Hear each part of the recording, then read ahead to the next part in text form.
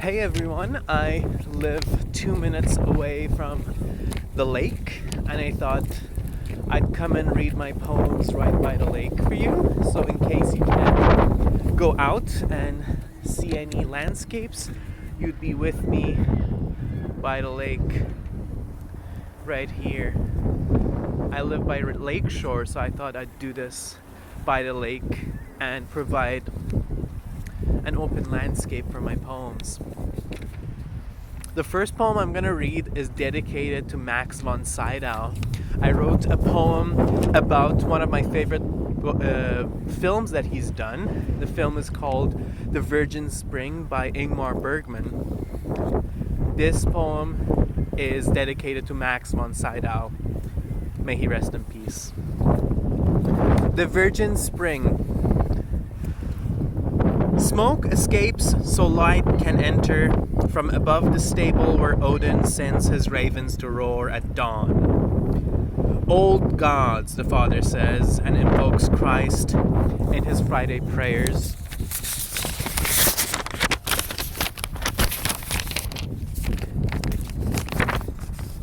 The day the Lord suffered the most. Odin and Christ, thorn and rose. The pregnant maid is tamed in farm labor. Surrounding nature subdued by the purity of the virgin carrying candles to church. No horse trollop.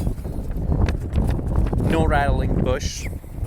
Only the nervous echo of a mouth harp before the blasphemy of food taken before grace.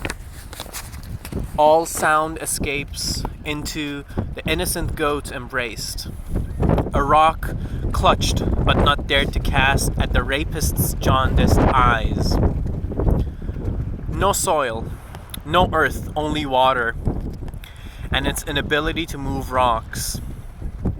A May Queen rode into the sun, never to return for supper.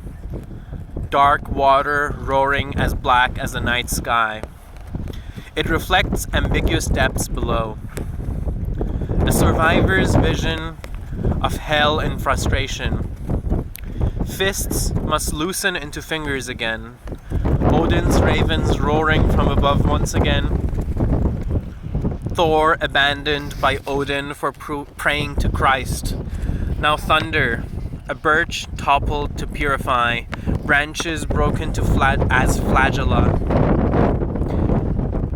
A church built of stone and mortar, a pilgrimage to the Virgin, and on the murder scene, water flows crystal clear, cleansing, yet unable to move rocks blocking its path.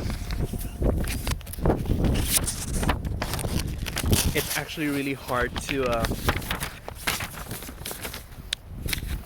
change the page in this wind. This next one is called Monos. It's also based on a movie that came out in 2019. A human body, when alive, borrows air, lets it nestle among however many percent water. A human body, when alive, is struggling to escape itself. Ask any body bobbing up and down the rolling rapids in the Amazon, and they'll tell you that an inch under the surface houses more air than above. An inch underwater is where most mouths stop praying, give in to conflicting gravities of air and water. An inch underwater, most mouths stop bubbling. A human body, once drowned, returns all the air it once borrowed. It no longer wants to escape itself. It can finally flow downstream in full equilibrium, with its vision fixed on ever-escaping air bubbles just an inch below the surface.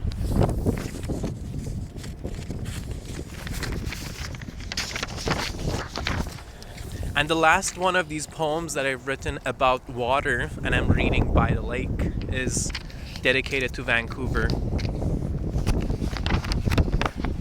This stillness, logs lined up on the beach. The more I say, the more I take from this city. Listen, the rhythm of the waves. I froth at the mouth, imitating the ocean. Where I don't belong is full of waiting. hours spent hitching rides on strangers' lashes. Open my mouth, my tongue turns to sand. Open my eyes, my feet turns to stone. Thank you all for listening. Hope you all keep healthy and take precautions to not get sick in this horrible situation that we're in. For now.